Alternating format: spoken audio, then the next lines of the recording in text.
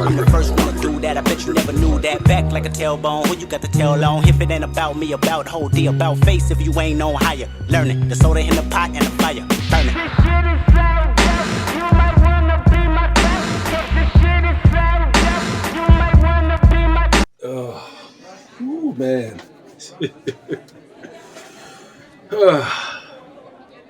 My head is still itching. I'm trying to ignore it. Oh man, okay. Forspoken is an action role-playing game that has been developed by Luminous Productions and been published by Square Enix. A young woman named Frey Holland awakens in the land of Athia and must embark on the adventure and endure treacherous trials to uncover the mystery the land hides. Whew, man. This game has gotten a lot of shit, man. Seriously, a lot of shit. Now, honestly, I wasn't going to review this game. I was going to stay away from reviewing this game because there's a couple reasons. One, I took too long. I took too long to review this game, but that's because I have looked at critics and reviewers that already talked about this game and threw this game in the mud, saying that this game is terrible, stay away from it, this game doesn't deserve your time, your effort. So I want to see what all the fuss was about, because when this game was announced a couple years ago, we was on board. We was astounded. We was mind blown. So I was like, okay, this game is that bad? Why is everybody turning their backs on it? I mean, I've seen footages. I've seen gameplay footages. I've seen trailers. I played the beta. What was different than what we seen 2 years ago, and why is people changing their minds for all of a sudden?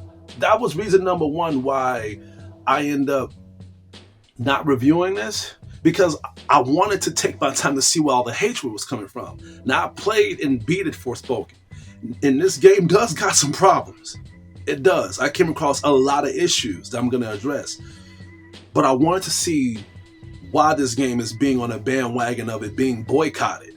Why is this game being on that negativity level? People saying that they should not buy this no matter how cheap this game is. Like I said, I played this. And I played some bad games. But I feel like this game is getting more hate than it deserved. So I did some deep research. And I found out, and this is the reason why I'm reviewing this, because I found out it's not because of the game why people are talking shit. It's not because of the gameplay. It's not because of the story. It's not even because of the footages. It's because of the character. It's because of the character who plays as Frey Holland, which is Ella Balinska. And let's say here, that hate is real. Let me put y'all guys on game real quick. If y'all don't know who Ella Balinska is, and for those who think that she may look familiar, let me put y'all into some light. Do y'all remember Charlie's Angels? No, not that one. Even though that's my guilty pleasure, I do like Charlie's Angels. I'm a big fan of Charlie's Angels. But I'm talking about the reboot. Ella Balinska was on it. In fact, a lot of people may have known her from that first. I one of them. And that film was terrible. Garbage. That film should be boycotted. That film should be burned alive. And anybody that owns a copy,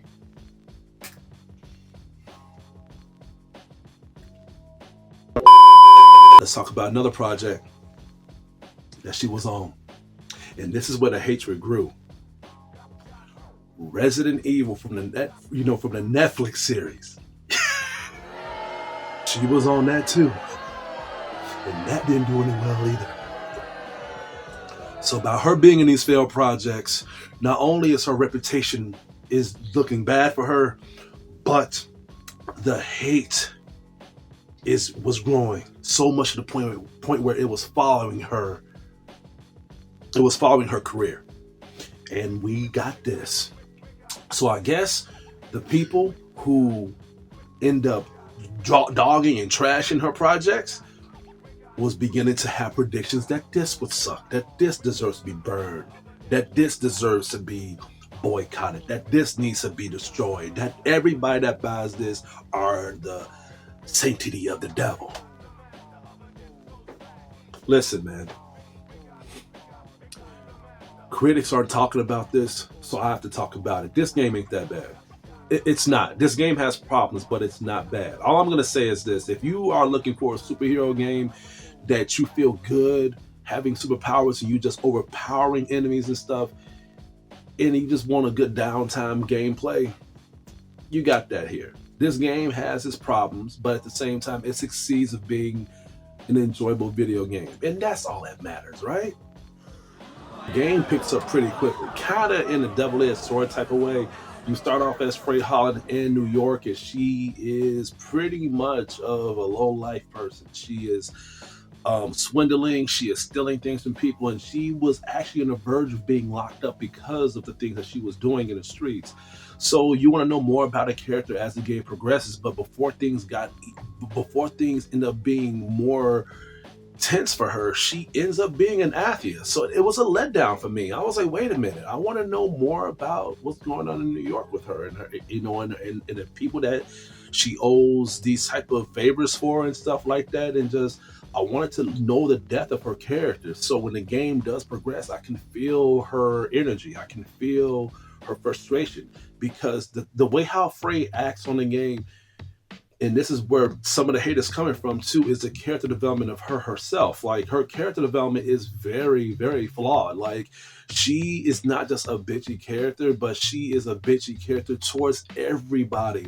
Her friends, like the people who help her out in her journey, the people who saves her life, the people who loses their loved ones right in front of her, and she still talks shit about them. You are going to hate Frey's character. Now, again, you may say, especially people that defending this game, even though I'm trying to defend this game, they may say that, well, her past has a lot to do with her character. Again, we don't have enough of the past for us to understand and agree with how she reacts to these people. I'm sorry. You act like this, there's no mercy for me. I feel like if you're going to be like this, you deserve every ounce of karma that God is going to give you. Now, they did change Frey up by the end of the game so we can understand and so she can be redeemed. But some people may think that that was well done, but it takes more than that for me to be convinced. Luckily, the game wins us over with the gameplay itself. Now, when they take us from New York and put us in Athia, Frey is already gifted these abilities when she is pushed into battle by trying to survive.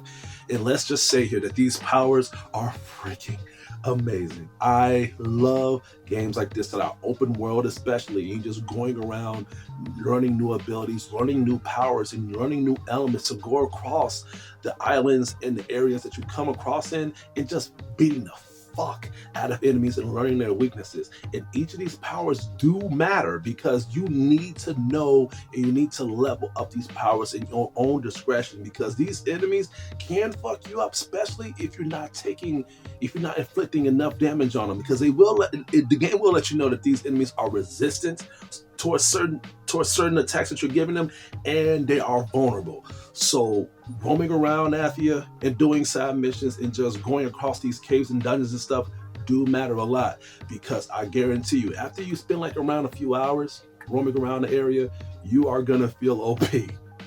I guarantee you. Which leads me to another issue. You coming across certain enemies on a game, the enemies was lacking. It was lacking a lot of creativity. The only enemies that they have on here is humans that are infected with the outbreak, so they kind of like zombies. And then you have animals that are infected with the outbreak, so they kind of like infested animal zombies. You got big ass fucking giants that knows kickboxing and shit like that. And you got certain infested kimono dragons, I guess that's what you call them. But either way, they throw you all these enemies, and it's not enough for the creativity to kick in. After a while, you're gonna end up knowing these enemy weaknesses, and you're gonna end up fucking these enemies up. I only died twice on this game, and now it's about me falling off a cliff when I had low health, and at the same time, me fighting certain bosses that I wasn't ready to fight. Speaking of bosses, this was another major strength this game had, was the fact that the bosses had great innovation to the game and the story itself.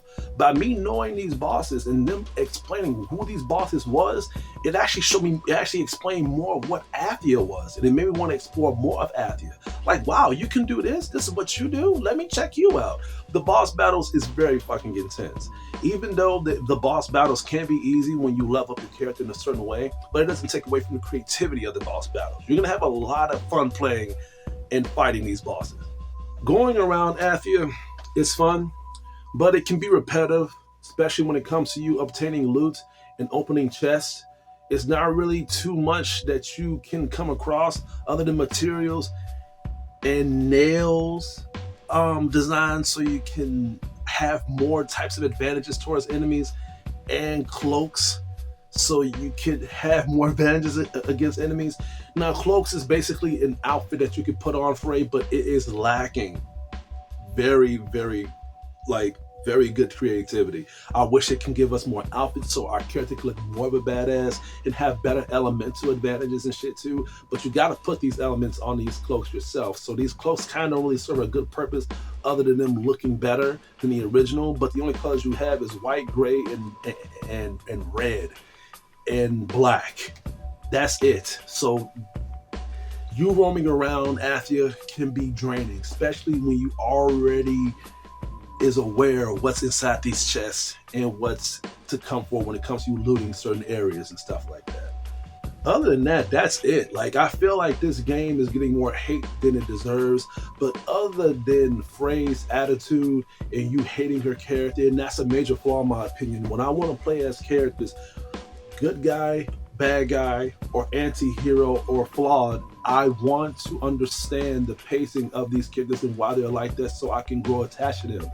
When you fail to do that, then you fail to progress to us understanding these characters, and it makes us not only be on a curiosity level of us understanding them, but it makes us hate them, especially when they begin to hate the characters that are trying to be nothing but nice and good to them, which is why people are talking about this character so much. Not because she's black, it's because of how she's acting.